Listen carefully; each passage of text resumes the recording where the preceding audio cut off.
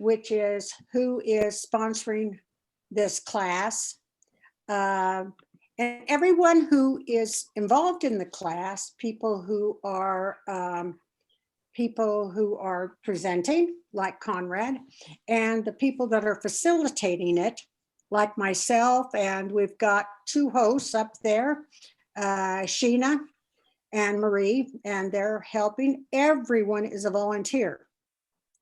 New Knowledge Adventures, in association with Idaho State University and AARP, started actually 16 years ago in Pocatello. And then shortly thereafter, Idaho Falls started it. And they've been doing it for that long. The Boise area started it about 6 years ago. And of course, we had all in person to begin with. But the tenets were always true, that everyone would be a volunteer, so that you could waylay the costs for the people participating, and that you also have quality instructors. So the classes are available to anyone. Generally, it says 50 years of age and older, but now that we're recording the classes, almost anybody can look them up on YouTube afterwards by going to Treasure Valley NKA, which stands for New Knowledge Adventures. Now, there's only a couple things that you need to follow. Everyone will be muted, and when you have questions, if you'll just put them in the chat box, and that way we can ask them when Conrad takes a breath. Now, we have to wait for him to take a breath, but he may not. I don't know, but we have to, and also we ask that that the language all be appropriate, and please keep your clothes on. I mean, there's nothing worse than having all of your attention taken away from the speaker to see somebody without their clothes on. So we have to ask you to please keep your clothes on. All right, and with that, I'd like to introduce our speaker, who is Conrad Mcdaniel.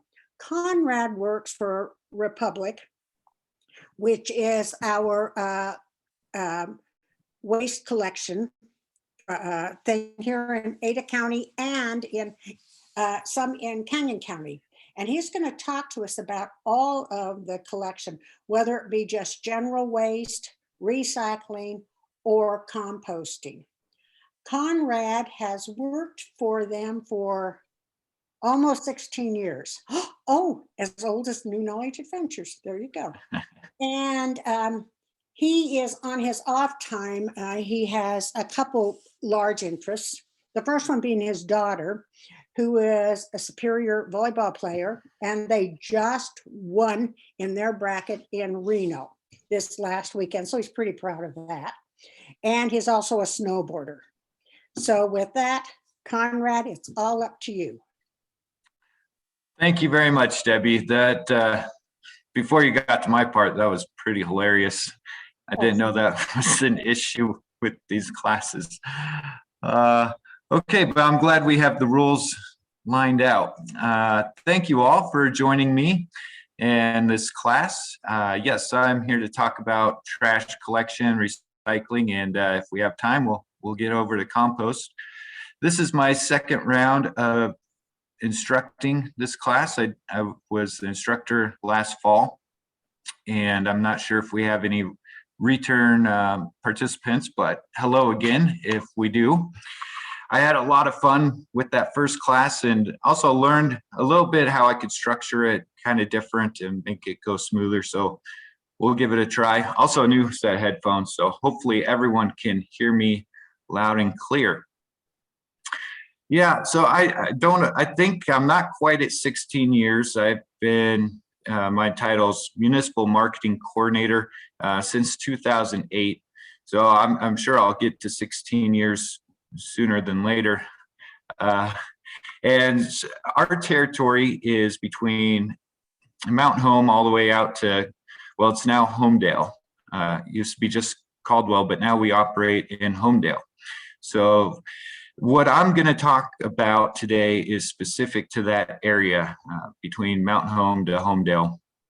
And there are minor differences between each city in that footprint. But if we have any people from out of town listening or that live there or recently moved to our neck of the woods, what I'm going to say might be different, might conflict with what you're used to. And that's just because things are different in every area. Region to region, city to city, things are going to be minorly different. Republic Services is a national company, second largest in the nation. We operate in nearly 40 states and U.S. territories. Here locally, we've been in the area for, I think at Boise, it started out as a mom and pop operation, and then BFI won the contract from them or acquired them. And then after that, it was Allied Waste, and Allied Waste was acquired by Republic Services. And so we've been Republic Services in the Boise area since 2008. They just were acquired when I started. And so a little background on recycling in the area. It used to be all sorted at the household. So currently you put everything into one container and it's sorted on the back end. But back, 11 years ago, prior to that, it was sorted at the house. So you had a blue bin that was 18 gallons, and you would have paper bags, and you'd put your paper and magazines in one bag, your cans in another, your plastics in another, and then cardboard, if it would fit in the 18-gallon bin, you'd put it in there or set it underneath the bin. And at that time, recycling was very clean, very little issues with trash. And a lot of that's due to the individuals recycling at the house. They had to put the effort into, okay, this is a magazine, it goes in here. There's a can, it goes in here. And the other part was the driver would get out of the truck and take that bag of magazines, newspapers, and put in that section of the truck by hand. So he or she could see right then if something was contaminated. If it was contaminated, it was left. By contamination, I mean something that's not recyclable. And so it was very clean by the time it got in the truck and taken to the recycle center, and low contamination, but also low volume because you only had an 18-gallon bin. When the city went to commingle recycling, where you mix it all into a large cart that's 95 gallons, a lot of contamination issues began, and they continue now. So it's great because we have more room to recycle. In fact, when those recycle carts came out, recycling tons doubled pretty much overnight. So that was a major goal that was hit right away. But also with that became more wishful recycling, I'll say. And by that I mean someone has an item and they might in their mind relate it to a plastic or a paper and think this is close enough, I'm going to recycle it, and it'll get figured out somewhere. That's just not the case. So you have a lot more wishful recycling going into the recycle carts, and the driver no longer has to get out of the truck to check for contamination. Really, the only way they can see contamination is if the cart's overloaded and the lid's sticking up and you see trash bags in there, and that's pretty obvious. Other than that, the robotic arm on the side of the truck picks it up and dumps it in the back of the truck, and the driver moves on. So a lot more contamination gets through. Here in the Treasure Valley, we are at about 10 to 12% contamination through the Treasure Valley. And compared to larger metropolitan areas, 10 to 12% is pretty good, but obviously you'd always want zero, but 1 to 2% is a lot more acceptable, maybe hard to achieve, but that's that's really what would make the process smoother and work out for everyone. Okay, so let me explain how collection works in the Treasure Valley. Republic Services is the hauler. They collect the carts, obviously, and then take them to what we call post collection. So if it's trash, the post collection is at the landfill, which is owned by the county, or a transfer station, which is owned by Republic Services, but then they transfer that trash into semi trucks up to the landfill. And on the recycle side, Republic Services, the hauler, and private company Western Recycling is the post collection. So they manage all the recycling. In other areas, Republic Services is both the hauler and the post collection side. So just want to make that distinction. I get accused of things aren't accepted because of you guys, and that's not the case. We here in this area, we pick it up and take it where it's supposed to go, and we don't necessarily make all the rules.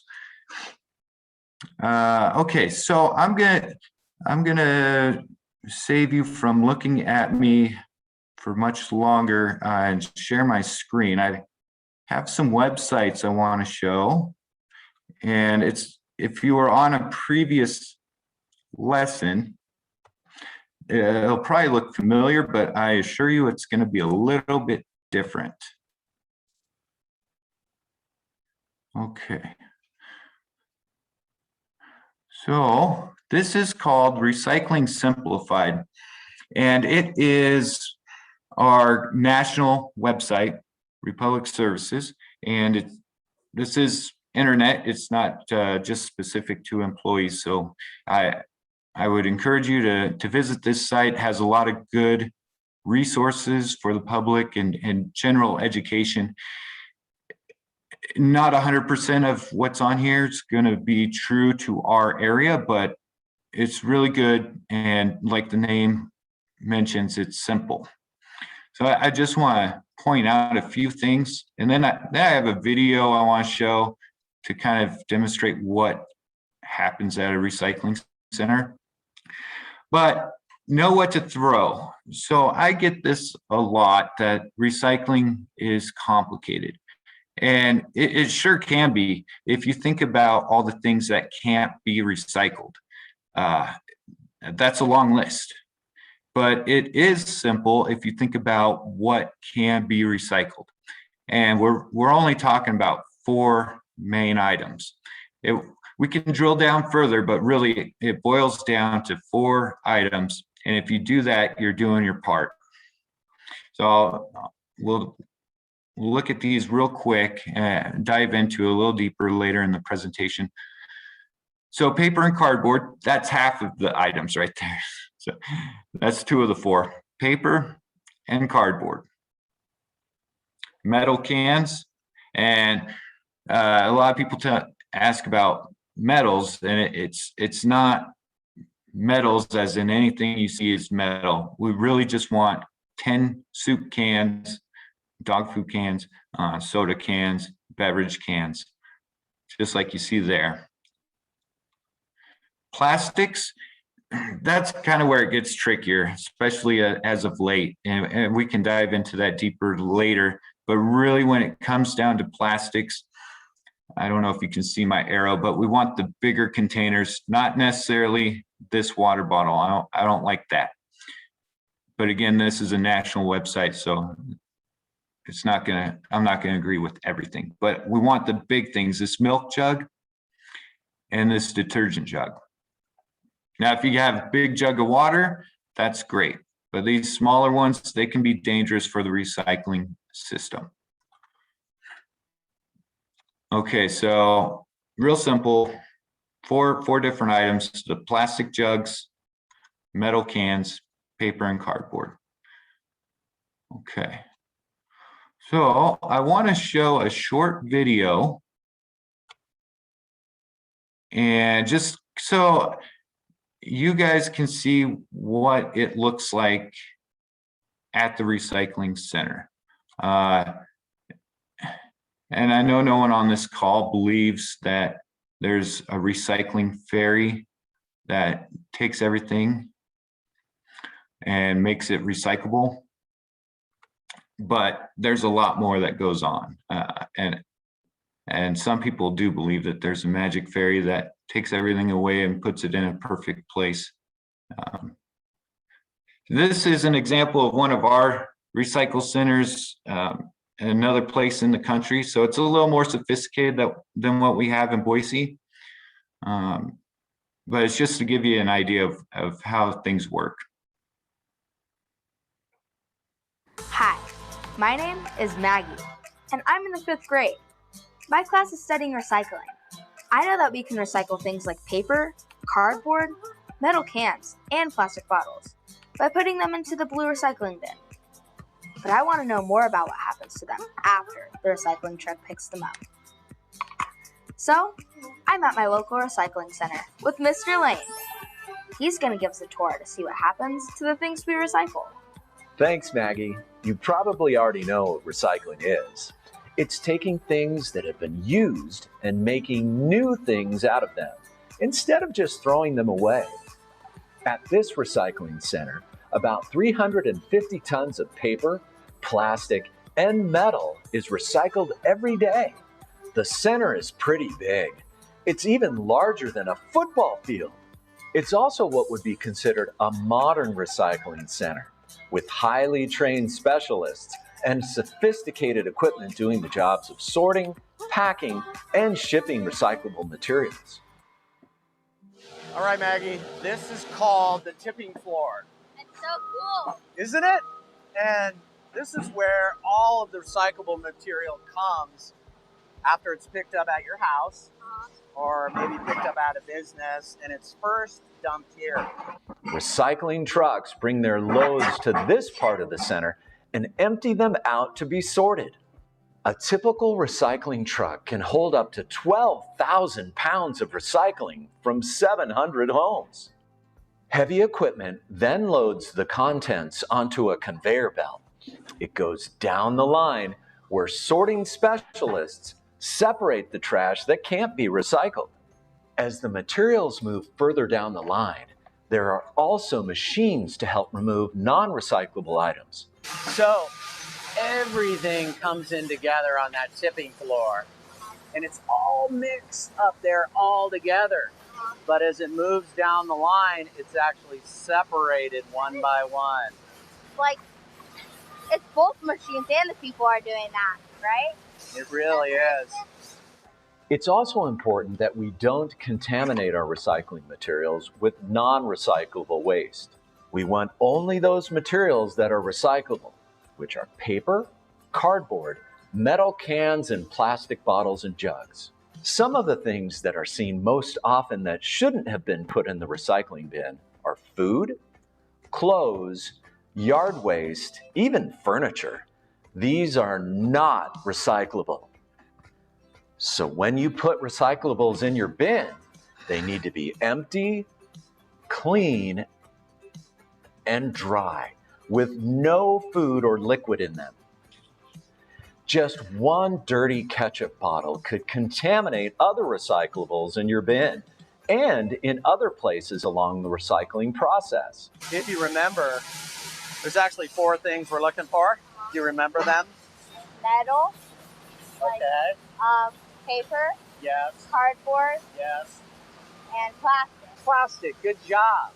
So actually the cardboard comes in there and is sorted. The paper uses these lines itself. The plastic is a line over there, right? And it just goes on and on and on. Yeah, and the metals are further down there, like your metal can, like your soda can. This part of the line is where most of the cardboard gets pulled out so it can be packaged for recycling. You want to make sure your cardboard boxes are clean. You should also flatten them before placing them in your recycling bin. Based on the size and weight of the cardboard, it automatically gets sent to different sorting areas. The line moves on. Sifters continue to shake out materials for recycling. Special machinery called optical sorters and tumblers pull paper products from the line and sort them into large and small pieces. Plastic also gets separated out using equipment specially made for the job. Powerful magnets are used to separate metals from plastic and send them to their correct destination.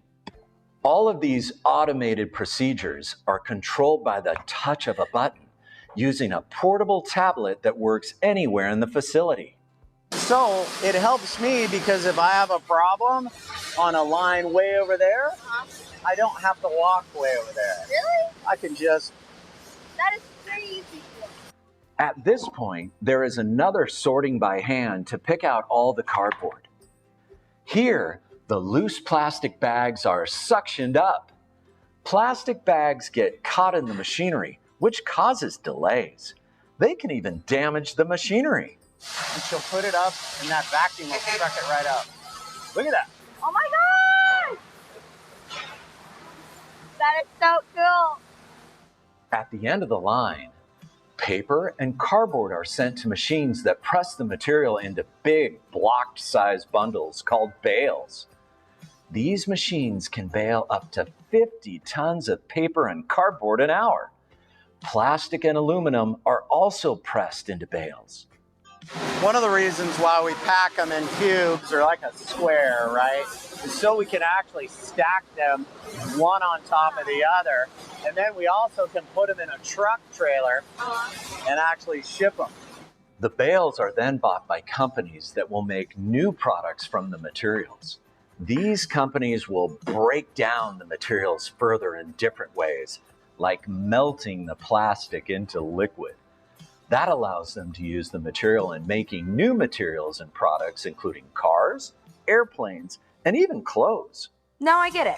It's what we learned in school about what the recycling symbol means. It starts with everyone placing their empty, clean, and dry recyclables loose in their recycling bins. The recycling truck picks up our recyclables and brings them to the recycling center, where they are separated into paper, cardboard, plastic, and metal. These materials are then used to make new products. When people buy these products made from recycled materials, we complete what's called the recycling loop. Recycling also helps keep our towns and neighborhoods clean, and it makes our air safer for people and animals. Thank you, Mr. Lane, for showing me how a recycling center works. Now I know what happens to the stuff that we put inside of our recycling bin.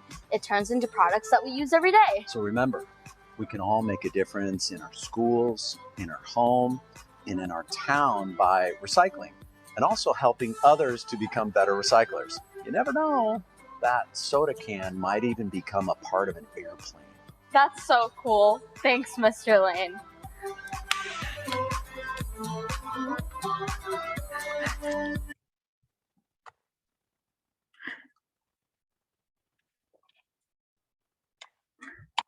Okay, am I back?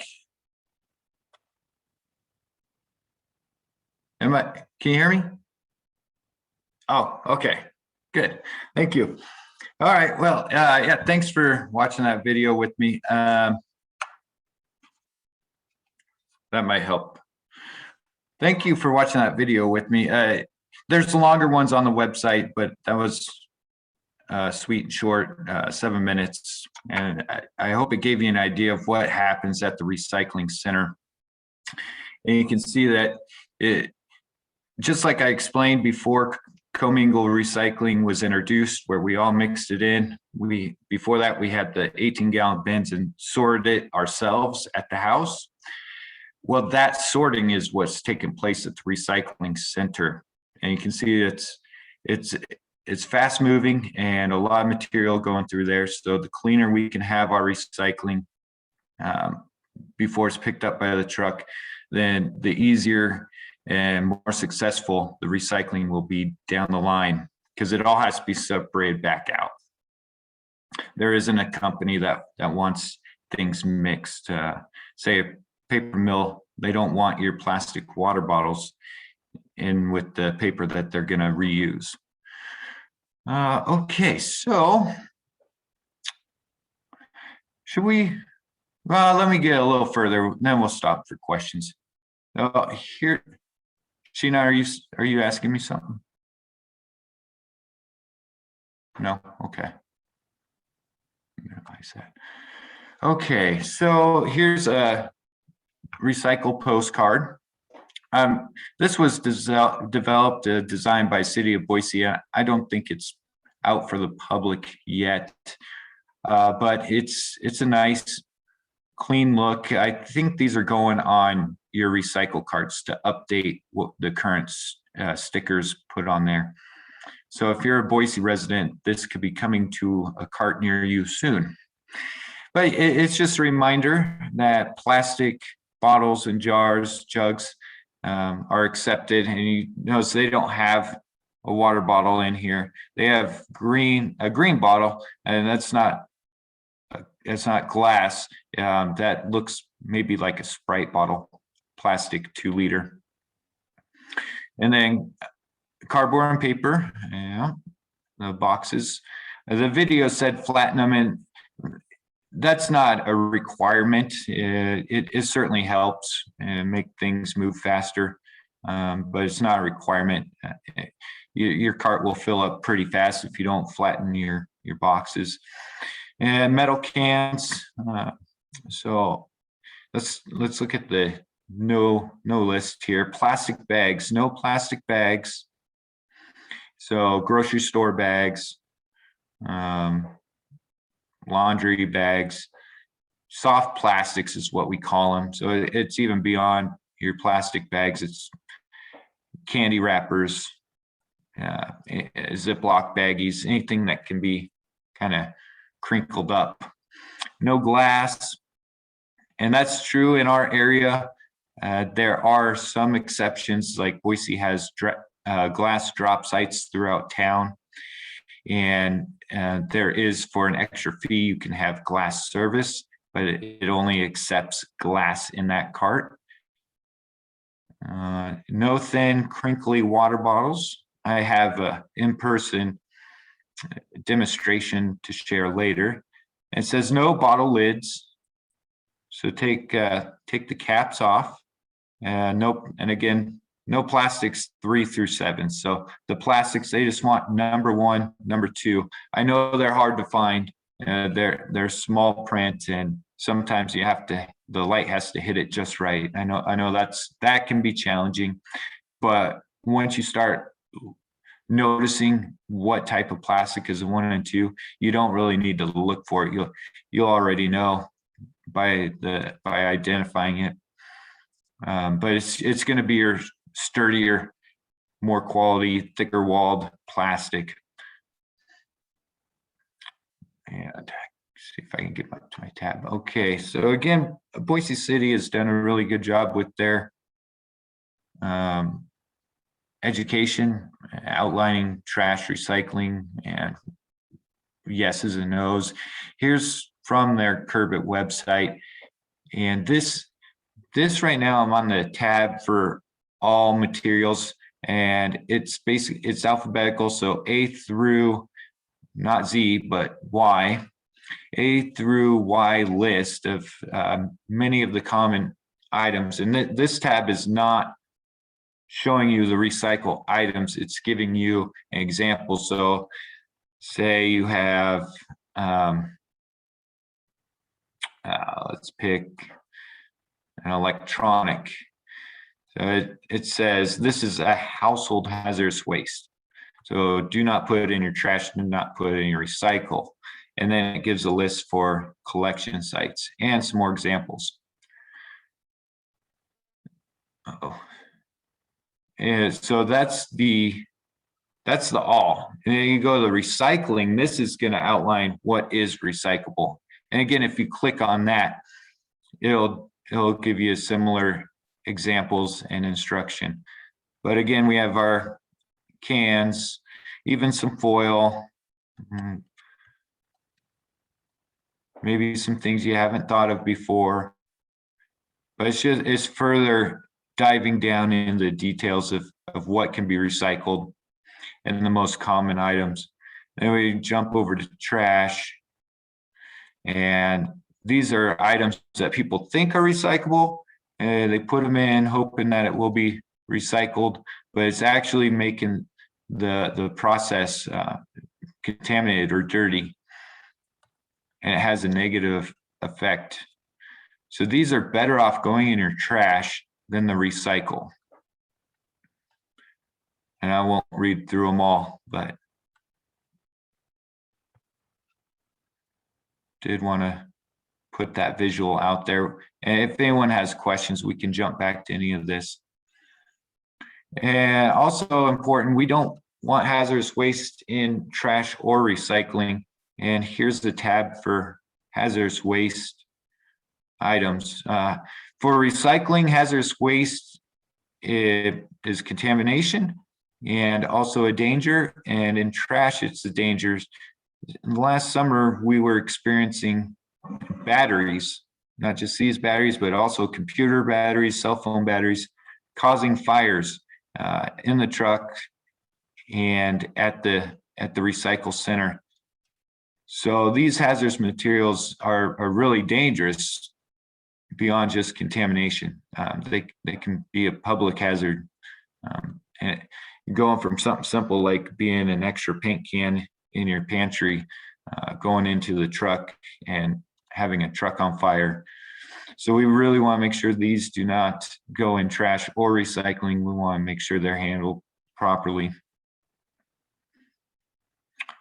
Okay, I think now's a good time for me to pause, take a sip of water, and address any questions we might have. Okay, Conrad, I was wondering about the magazines. You said you could put magazines. I always thought that you wouldn't be able to use slick paper. Is that true? Thank you, Debbie. So slick paper is okay. It's when it's laminated or coated with something else. Like let's take a restaurant menu. You got the paper menu and it's laminated to keep it from getting dirty so they can reuse it. Something like that would not be recyclable. If it's one of the no-nos is frozen food boxes, or you might even think of soy milk in a cardboard container. Those items are usually lined, have the cardboard lined with something else, a wax or some other coating that's not paper. And we want to put those in the trash or avoid purchasing them in the to begin with. So this one's just pretty straightforward. It doesn't get into detail about high gloss or anything, but high gloss is okay. It's just when you add a different layer and you can't separate it, that makes it a problem. But yeah, magazines, catalogs, telephone books, those are all recyclable.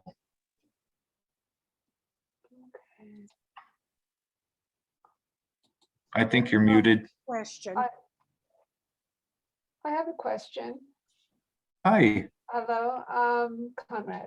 I have been recycling paper with, I noticed that in one of your pictures, it said junk mail and it had the plastic opening in it.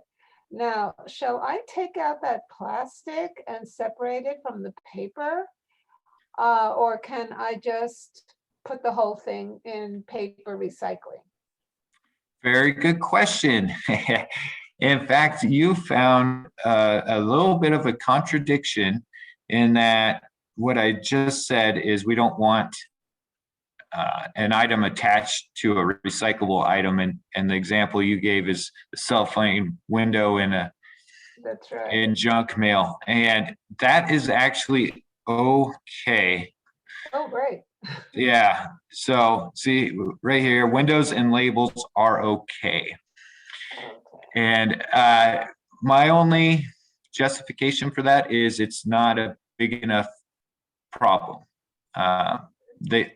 The system can work around it. So that would be an exception to the rule. Yeah, good question. I'm glad you mentioned that. Thank you. Okay, Conrad, there's another question, and I may have to mute myself in a moment because my lawn people are here. And the pure leaf brewed tea bottles that are hard plastic with long necks, both the 16.9 and the 59-ounce size, be placed in the blue recycling cart. And are the Lipton tea plastic bottles recyclable? They aren't as soft, crinkly as the water bottles, but not as hard plastic as the pure leaf bottles. Okay. Yeah, good. Thank you for the question. And I don't have an example of that in front of me, but I will say, going off memory of what I've seen in the grocery store, that those bottles will be okay. Empty, clean, and dry. If you have the ability, try and find that number that says number 1, number 2. But pretty much any bottle that's not a water bottle will be okay to recycle. But to be sure, you want to try and find that number 1, number 2. Yeah, good question. I think that's all the questions for right now. Okay. Well, thank you. And I think, let's see, this bar here is in my way. There we go. Okay. So I have some examples from home. Let me see if I can switch this back so I can see myself.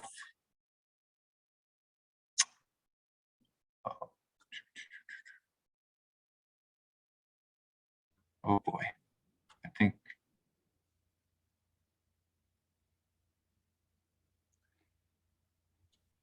So Sorry. Conrad, Sorry. Yeah. tell me a little bit about shredded paper, because I know there is a way to take shredded paper to your location. Is that correct? Well, there are shred companies that do a better job of that. We really don't prefer shred.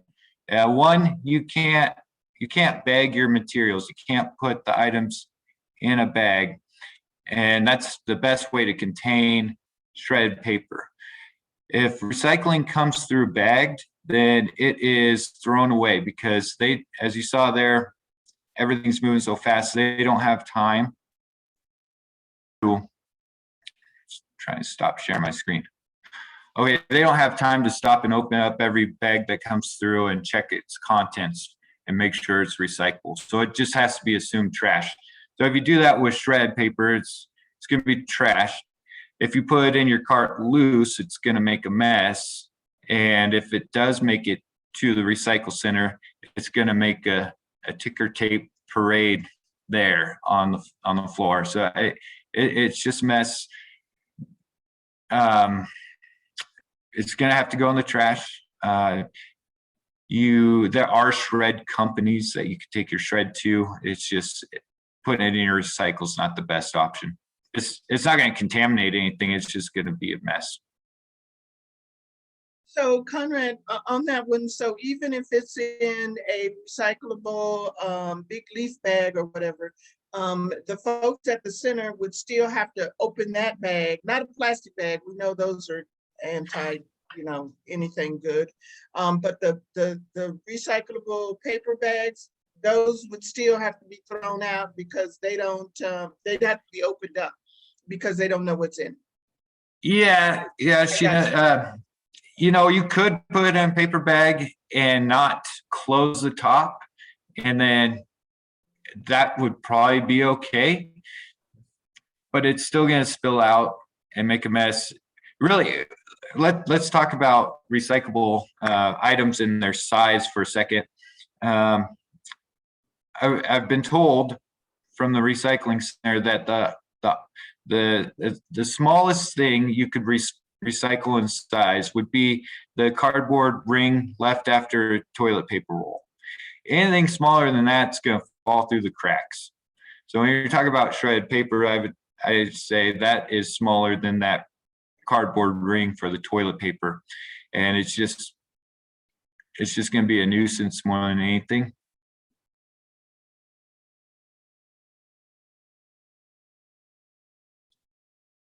Okay, so I have some examples here, real life, and I'm just gonna grab what's closest to me. I don't know if I need to make my screen bigger, but here we have a glass jar, and so not recyclable. You put this in your trash. Soft plastic. Here's an example, plastic bag, trash. Can holder ring, that is trash. In fact, if you try to recycle this, it'd probably end up with the paper. And if the paper is shipped overseas, that's how it gets in the ocean. So really bad, you don't want to recycle these. You put them in your trash so they can be buried, protect the environment that way, or reduce the purchase. That's always the best thing. Now we got egg carton. This one is paper-based, so we recycle that. They do make styrofoam-based egg cartons, and you don't want to recycle if it's styrofoam. But this paper, it's really good. Don't leave your eggshells in there. Speaking of eggs, I have a giant Easter egg. Now, this is where wishful recycling comes into place.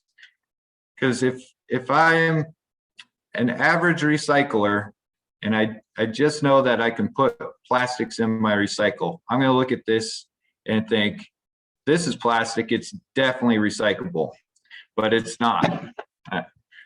It opens, that doesn't really matter.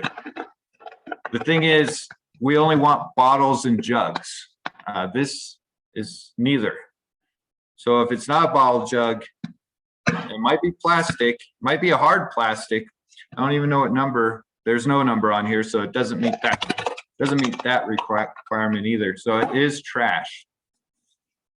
Let's talk about water bottles. And this is a special bit of information I'm going to share because it's not it's not something I want to offer up to the general public who's gonna take this advice and run with it and say it opens up water bottle recycling. So this is special for this class. But here I have one of those crinkly water bottles, and it is not recyclable. In fact, I can do this with my hand.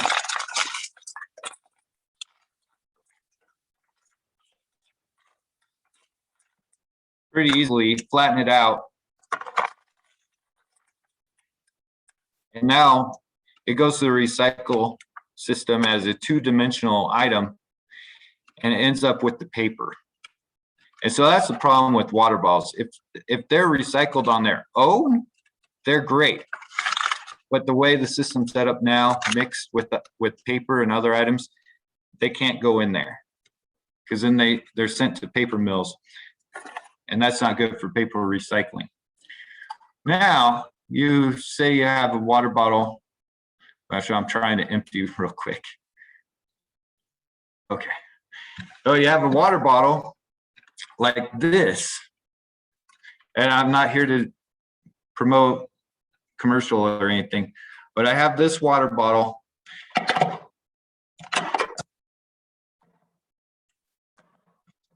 And it's pretty much keeping its shape and trying to pop back in place. So if it can keep its shape like that and get that good test, then it will stay three-dimensional enough to make it through the process. So if it's killing you that you can't recycle your water bottles, then I ask that you please make sure to buy high quality water. It's going to cost an extra 50 cents or $1. But if you want to recycle your water bottles, that's what's going to take. You got the higher quality plastics. This one would be recyclable. Also, this is how I buy my water, the big gallon jugs. And that's good. Also reduces the amount of water bottles. Let's see, here's some more plastics. So there's a noodle plastic bag, and that's not recyclable. Chipboard or food boxed, this is good.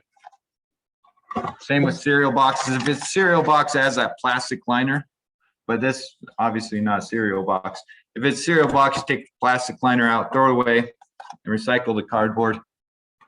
Oh, here's a good one. So this goes back to my example of something that's doubled up on material. And on the outside, it feels and looks like cardboard, but on the inside, it's going to be wax lined or foil lined. And that makes it not recyclable. So you want to throw these cardboard containers, Tetra Packs, I think they might be called. Anyway, they're trash. And you might say, well, I'm from a different area and they take those. That's great. It's not recyclable here. Okay, this goes back to the question about the envelopes. I have my spaghetti box and it has that little plastic window. And that's okay. We can recycle this, even though it has that plastic window. Exceptions to the rules. Now that's where people come up and say it's recycling so complicated. And it can be if you want to get into the details, but it doesn't have to be. Another plastic wrapper, trash. I think I'm running out of items, so bear with me. Conrad, what about the types of containers that restaurants send you home with? Oh, Plastic yeah, containers. good question, Marie. Thank you for asking. That one's kind of complicated too. We don't want anything food contaminated. So if you have spaghetti or lasagna, anything that's going to leave really messy residue, you just throw it out. When in doubt, throw it out. It's a good rule. Excuse me. If it's something you think is clean enough, then it should be paper-based, not plastic, not styrofoam, paper-based. I don't know if there's one that's metal or, I guess foil. Like, yeah, if you cater out like something that comes in a big foil pan with the top, you can recycle that, but it has to be clean. Okay, so here's a can, short version, small, empty, clean, and dry. Label is okay, so we recycle those. The lids on cans like that, even though it's good metal, we'd rather not have those in the recycle stream because of their size, and they can injure people. So you saw it's not all robotics at the recycle center. A lot of it is touched by hands, and just want to reduce injuries. So try to remember to throw that lid out, but I know it's hard to because it is metal based. I've got plastic here, so this is not really liquid related. It held oil, but it's not like a sports drink or something. But this is a good bottle. You can recycle this. Oil's kind of thick and likes to stick on the containers. Just try and get that as empty as possible. Oh, here's some packaging, bubble wrap. That's trash. Okay, that's a soft plastic. And same with these soft plastics. Want to stay away from those. Here's one of those things you run across and you think, oh, it's plastic, I can recycle that. But nope, this is not a bottle, not a jug. Doesn't have a number on it. So we're gonna throw that one away. And second to last, example of junk mail. We can recycle that. That one's perfect. And now finally last. Cardboard boxes. Amazon's pretty big these days. Tape is okay. If there's a label on it, and paper, that's okay. So go ahead and recycle these. Try and break them down if you can. You know, a small one like this probably gonna be okay, but anything larger is gonna clog up your recycle cart, and then when it goes to dump, it might be jammed in there, and then we'll get called saying that we passed you and didn't want to empty your recycle cart, which is not true. We want to, but if it's stuck in there, we can't. Conrad, we have questions building up. And Yeah, great. That's what I'm here for. I'm ready. It's been asked twice, so we do need to talk about it, but I'll do that at the last question. Lidded containers, such as your milk, you just showed the olive oil bottle. What about the lids for those bottles? No. Yeah, good question. I'm gonna let you in on another secret.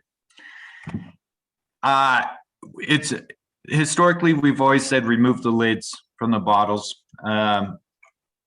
We don't make the rules, but recently we have been told by the local recycling center it is okay to leave your bottles on, or your caps on your bottles. Okay. So that's true. Now, if you take the lid off or cap, don't recycle the cap by itself. If you want to recycle that cap, leave it on the bottle. Okay, and then the other thing is they've asked more about the plastic food containers. And I think that a lot of them are asking about the clam containers and the clam containers that you buy, like salad mix in and things like that. Yeah, good question. And that's another history lesson. It used to be okay to put those in your recycling. But with the biggest buyer of plastic material is overseas, over Asia, and they were finding a lot of contamination in with their plastics, which led to a lot of pollution. And they came down in 2018 and said, we only want bottles and jugs. Those are the most value and have the most use for repurpose. And by recycling just those items, we're going to reduce a lot of pollution and contamination. So it's no longer acceptable to recycle those clamshells for that reason. They just want the bottles and jugs. Okay, and someone talked about the bottle and jug thing. They talked about 2-liter soda bottles, cleaned mayonnaise or peanut butter jars. Can these be recycled? Yeah, thanks. Thank you. Yes, for all of those examples, really. But first of all, the soda 2 liters, absolutely. Labels okay on those too. And again, I'll repeat myself, empty, clean and dry. Now for the jars, I'm kind of on the fence on the jars for peanut butter and jelly and plastic jars, just because usually they're good plastic, even though it's not a bottle or jug. And they're probably 1 or 2 and probably going to be okay. My hang up with those, mayonnaise was mentioned as well. My hang up with those is the amount of effort it takes to get them clean enough. So you can make your sandwich with peanut butter and scrape the sides all you want. You're probably not going to get it entirely clean. And then second of all, if you want to rinse it and scrub it, yeah, you'll get it clean and get it clean faster, but how much water have you just used? So that's really, I'll leave that up to the individual, but this is just my 2 thoughts on it. And then more information on the aluminum foil? Can you recycle aluminum foil? Yeah, so you can, if it's clean.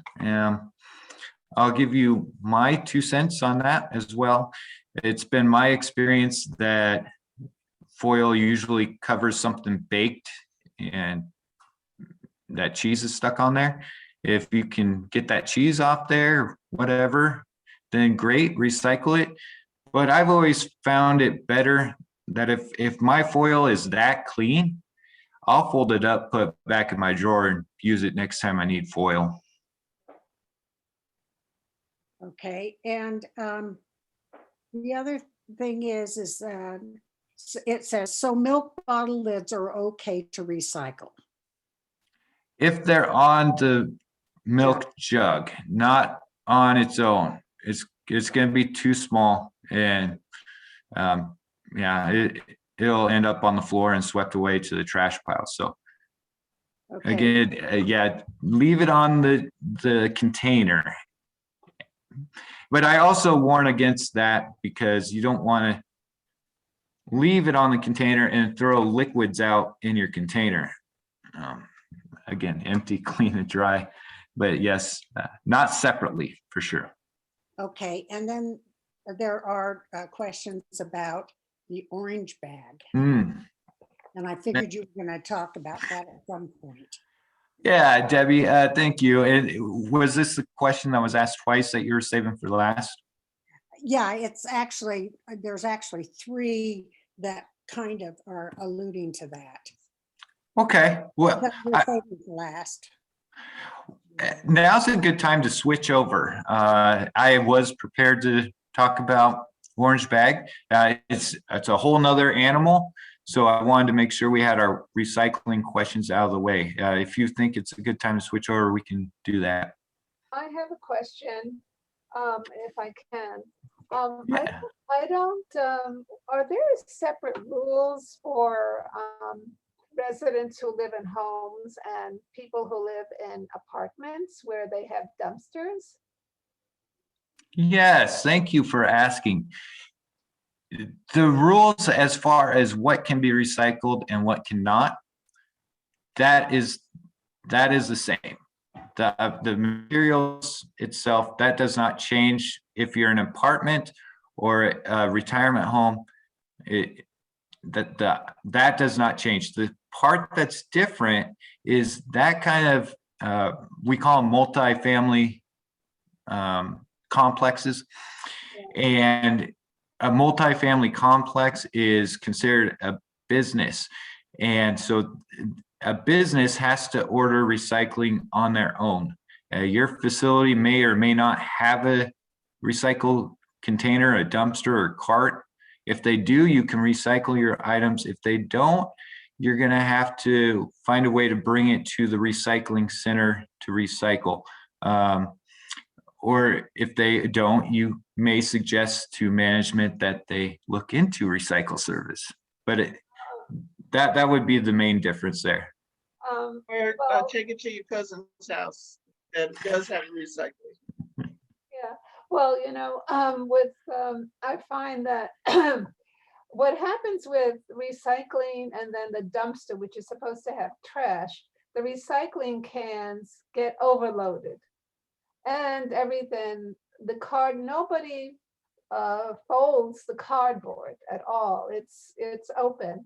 And then when the recycling, and I know I think Republic picks up the recycling on a separate day than the trash. What happens is that if the cardboards are thrown out of the recycling bin because it's been overloaded and it's on the side and so forth, it winds up in trash. So the cardboard occupies the location in the dumpster, and then you put trash on it and it gets overloaded very quickly. And then you have cardboard and trash being picked up by regular trash company, by the trash sanitation cup. So it's a problem. Yeah. On my end as well. The only thing I can think of is having an in-service by Republic to the community and have a class like that. Is that possible? Yeah, and your facility can reach out to me. I'm sure Debbie or Sheena would be able to get you my contact information, and then management can reach out to me and schedule a time, come out for a talk. Right. Okay. Well, good. Thank you. Yeah, thank you. Conrad, Yes. what about these type of containers? Oh, thank you, Marie. So that used to be something that was acceptable, but no longer is. It's now considered contamination and trash, basically because it's not a bottle, not a jug, and not a number 1 or 2. So.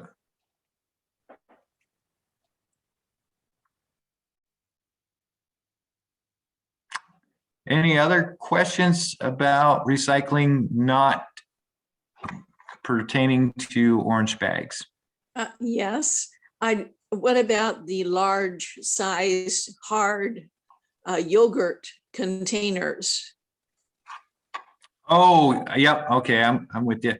So I call those tubs, and it used to be you could, but now no longer.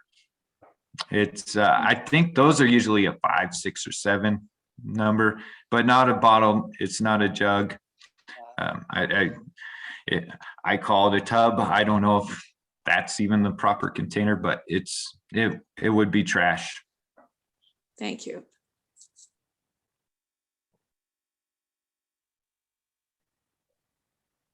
Okay, Conrad, I think you're set to go. Okay, just a moment here. I hope that was muted. Okay, where do I want to go? I want to share my screen again. Okay, share. There we go.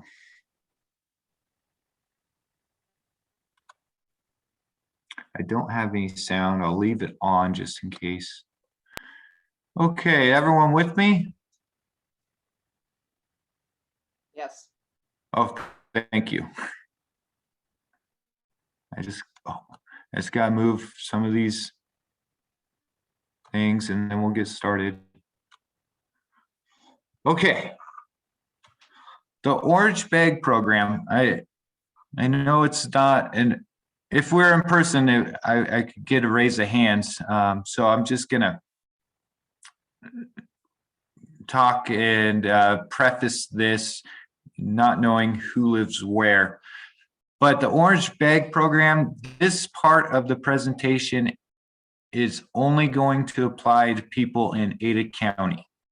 If you live outside of Ada County, this is not going to be relevant to you at all. And maybe go do a chore around the house or something, because this is going to be really confusing to those that don't use the orange bag. Basically, the orange bag program is for every bad plastic to go in its own recycling system. So on my screen, I'm showing a hefty energy bag program 2.0.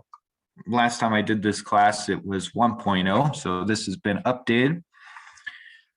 And basically, the idea is you are welcome to go into a retailer. I'll name a few.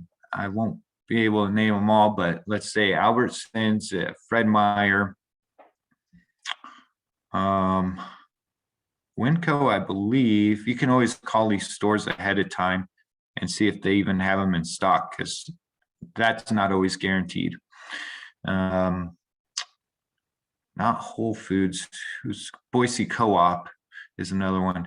So that's how you get started. You buy these at the retailers, and they come in packs of 20 26 because you have 26 recycled collection days in a year. And they're meant to fit in a standard indoor trash, kitchen trash or kitchen container, like you put your trash bag. And basically you set this aside for unwanted plastics. Now you see in the picture here, there's an example of a good plastic and jug that we want to recycle. And that part doesn't change. Your number ones and your number twos still go in your regular recycling, like down here with your cans and your papers. The orange bag, what we're talking about is your bad plastics. You see a few right there, but we'll scroll down and see if we can't get better examples. Yeah, I'm sorry, this is not a good piece. Let me jump back to the Boise site.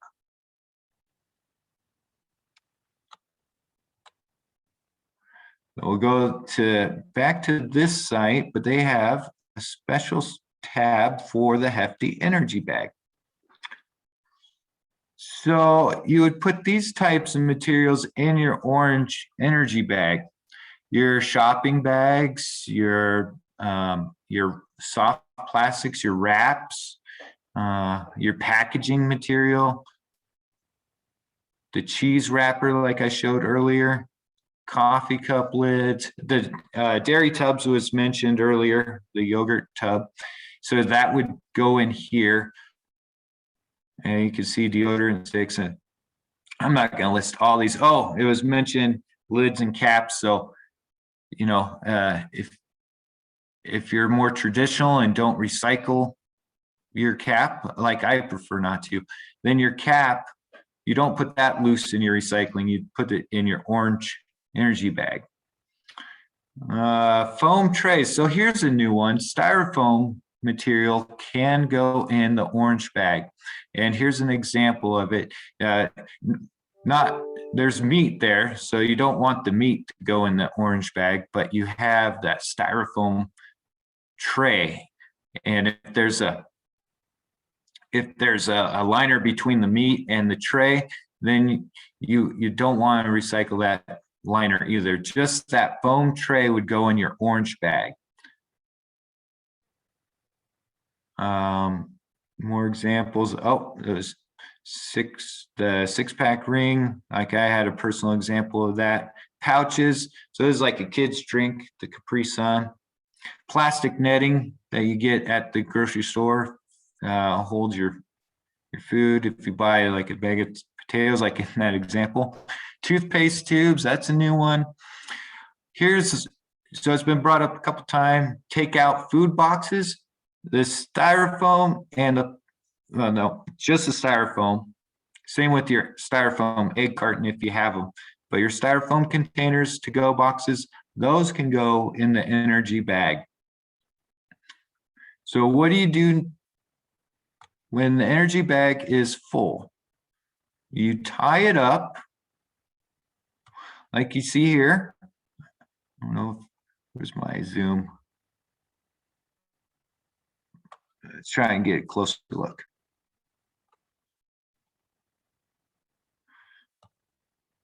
And these energy bags, this is a 2.0 part of it, has a list of yes and no's on the bag. But yeah, you fill that up, tie it tight, because you're gonna put it in your recycle cart with the loose materials. Now, we mentioned earlier that bagged items would be treated as trash, which is true, but with the exception of the orange bag. Our local facility has employees trained to identify these orange bags and put them in the orange bag pile.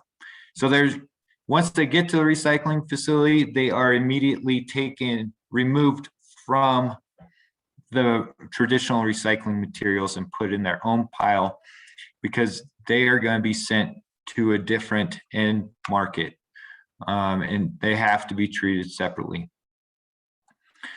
So what happens when they have a truckload of this? Well, that part's kind of up in the air right now. And the original plan was there's a private company in Salt Lake that was going to take these plastics, process them, and turn it into a synthetic diesel biofuel. And that process did not pan out the way everyone had hoped. So it's been on hold. And in the meantime, these plastics have been going to a cement kiln and burned for energy there. So they haven't been landfilled, so that's good. But they are currently not being repurposed the way we had envisioned. Now that could change in the next 12 months or so.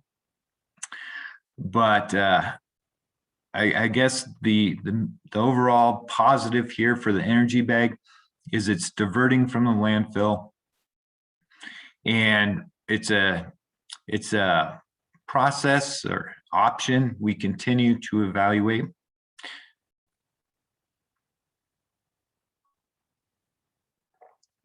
Sorry, my throat's drying out. I'm gonna pause right now and open questions regarding the orange bag.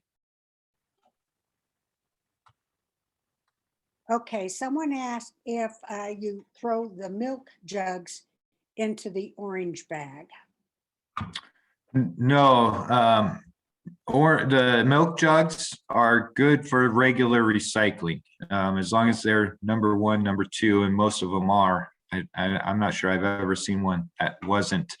But milk jugs, plastic milk jugs, you want to recycle. And are all of the plastics that are 3 through 7, do they all go in the orange bag, or is it just 3 through 5? 3 through 7, not 3. It used to be, but then we found out that 3 was a really bad plastic. Let's see if I can. Yeah, we really want 5, 6, and 7. Oh, 5, 6. So yeah, it started out being, let's see if 4 shows up anywhere. Yeah, it started out being 3 through 7, but number 3 and number 4 turned out to be a bad thing for the system. So it's been changed to 5, 6, and 7. And that's what you're gonna find with most dairy tubs and strange plastics, is that they're gonna be a 5, 6, and 7. It's hard to find a 3 and a 4. That's usually like plumber piping and stuff. And what about medicine bottles and their lids? The brown medicine bottles that you get? Are they Yeah. Oh, sorry. Yeah, good question. The lids can go in here. The medicine bottles I've seen are pretty good quality bottles, and check them for number 1, number 2. I'm pretty sure they will be. And if they are, you can put them in your recycling. Just remember the size thing is larger than the cardboard ring of a toilet paper roll. Okay, that's all the questions. Okay, I'll expand on this a little bit, because usually the questions I get are, so can I put my squishy water bottles in the orange bag? And can I put my to-go containers, if they're plastic, in the orange bag? And the answer is still no. I'm trying to see where I can find that written, but I know for a fact that's no. I just wanted to be able to show you. The answer is no. Orange bag still will not take your water bottles, soft crinkly water bottles, or your clamshell to-go plastic containers. And the reason is those usually are a number 1, but they contain a chemical in there that makes it different than the 5, 6, and 7, and it gums up the process. So those are still contamination, even in the orange bag.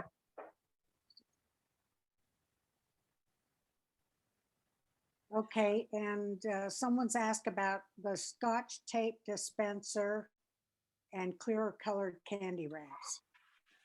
Yeah, good question. Candy wraps, yes. Plastic candy wraps. I kind of like to say vending machine type products, but yeah, plastic wraps, chips, candy wrappers, that's all orange bag stuff. And I'm sorry, what was the first part of that one or the next part? Well, it was the tape dispenser. Tape dispenser. I believe so, minus the tape. So just the dispenser, it should be fine. That's an interesting one. No one's brought that up to me, but I'm looking at, I don't know if my camera's still on, but I'm looking at a tape dispenser. It has a paper backing. So you want to get that paper backing off there. And it also has on the inside of the dispenser paper for labeling, so you know it's Scotch tape. And if you can pop that paper out there so it's just an item of plastic, you could put it in your orange bag, but you would not recycle it with your regular materials. And then someone wants to know where are the orange bags burned and is it locally? Good question. So it's moved around a couple places, and the orange bag thing's out of my control. I don't really keep my thumb on it that much, but the orange bags have been sent to some cement kilns, and it probably does change, but Utah and as far as Texas. Okay, and then are you going to talk about the composting bin? Yeah, we can move on to that. Any other questions about what we've covered previously? It doesn't just have to be orange bags. Oh, I have a question. I had been attending another recycling program, and one project that was mentioned was called the Buy Block project. Do you have any further information on that? Yes, you are very in tune. That is one of the solutions that we as a community are looking at. And the last I heard is they are planning on expanding their business because they're from Southern California, I believe, and they're looking at expanding their business to the Boise area where they would make these buy blocks out of these plastics, orange bag plastics, and it would basically replace the concrete jersey barrier type things. So it'd be used for not necessarily constructing new buildings, but to have placement for directing construction or marking things off, jersey barriers, things like that, useful items. So it wouldn't be burned. Yeah. And that's not official or probably not even public information yet. It's just kind of the rumor mill. Oh, okay. So it's compressing the plastic to such an extent that it will act very similar to cement, but hopefully not in buildings. Yeah, I think that's the idea. And and it's based in California, South California? Yeah, I believe Los Angeles. Los Angeles? Okay, thank you. You're welcome. Are there any other questions?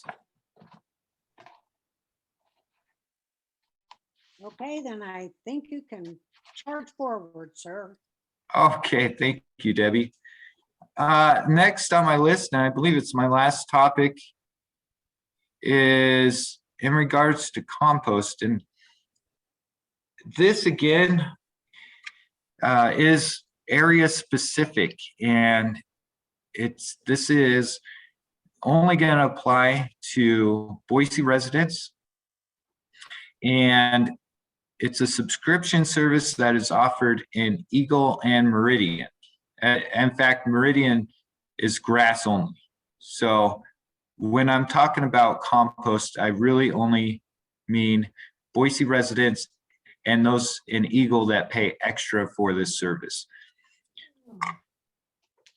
Okay, so Compost is our latest and greatest service provided by Boise City.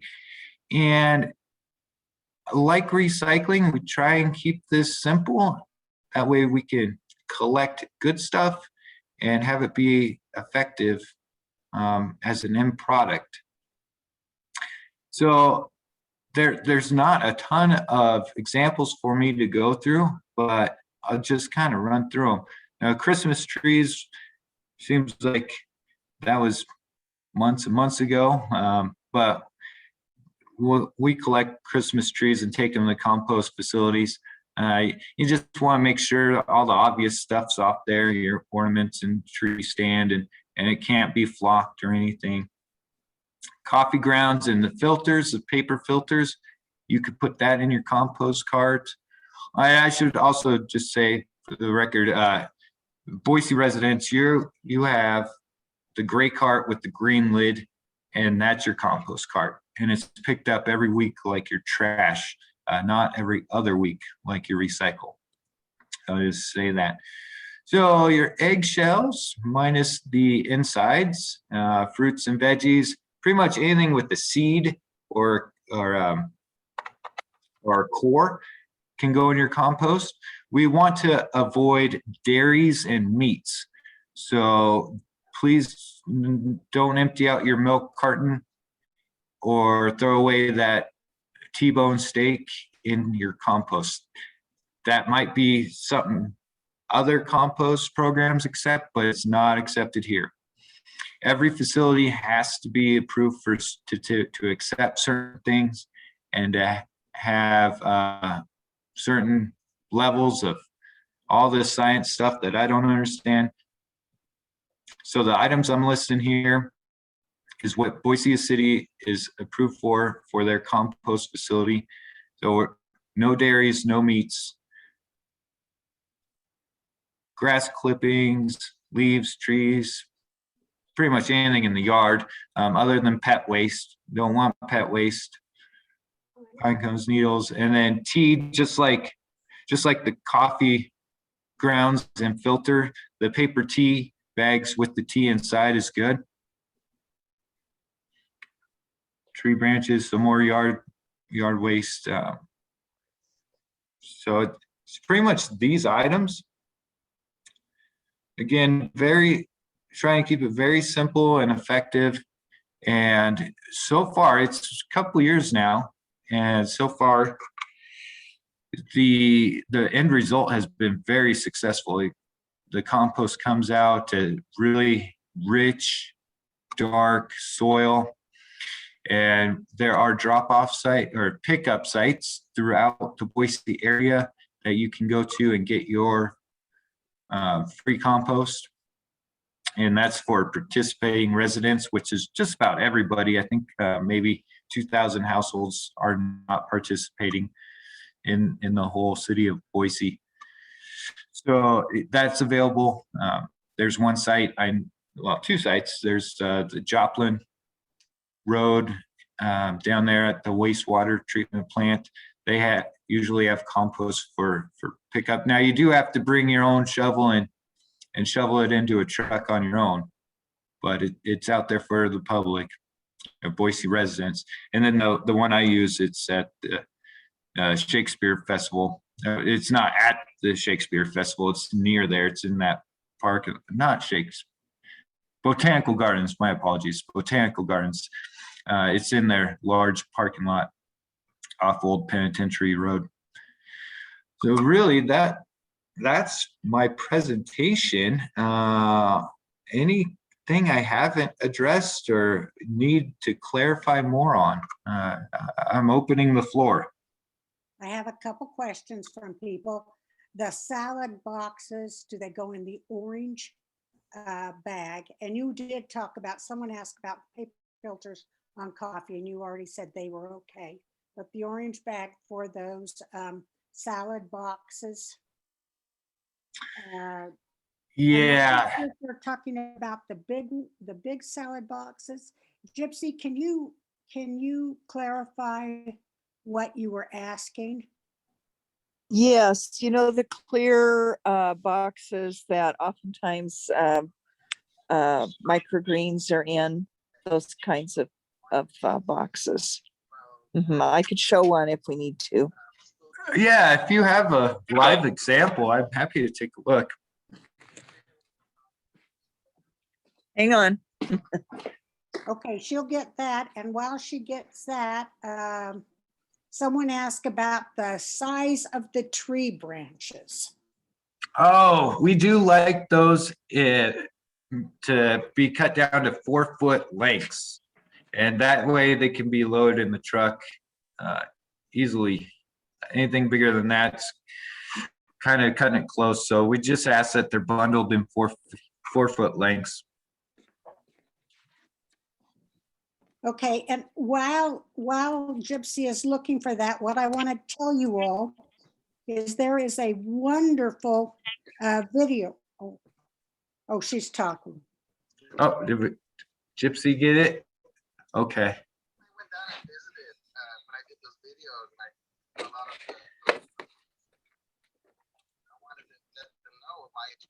Okay. Now, Gypsy, can you find a number on there? Oh, look. It's usually on the bottom, either dead center or one of the corners. It says please recycle. Oh, well, I'm glad you said that because, yeah. Oh, I'm it's gonna, a one. It's a one. Okay. Thank you for finding that. And thank you for saying the please recycle. Yeah, this goes back to what you learned as a kid. Don't believe everything you hear. That's what I think of please recycle. There are no regulations for people to use that stamp. So maybe it's with good intentions. I don't know, but it gives the perception that something's recyclable.